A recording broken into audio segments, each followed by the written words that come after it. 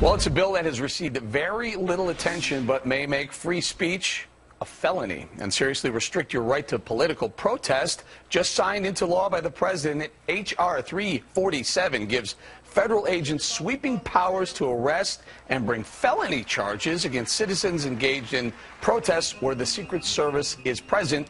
Joining us now with more, Fox News senior judicial analyst, good friend, Judge Andrew Napolitano. Judge, the thing that jumps out off the page, felony? Yeah, felony means more than a year in jail. This is not like a traffic ticket.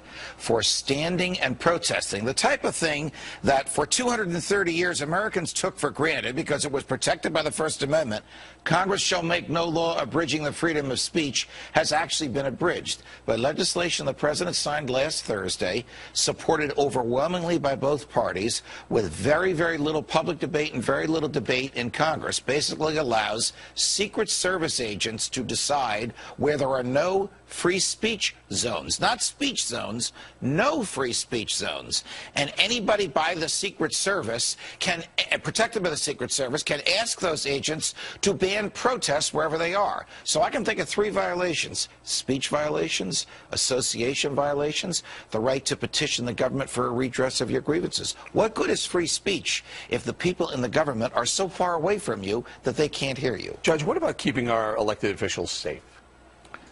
Keeping our elected officials safe is entirely different from insulating them from protest. The fact that the president is going to a hotel up the block should not bar you from standing across the street with a sign or with a bullhorn saying what you think about the president's policies. That is not a threat to him, and it is a part of American history since day one that we have the right to speak freely to, about, and against those in the government. Judge, do you think this is going to be one of those laws that is on the books but not enforced?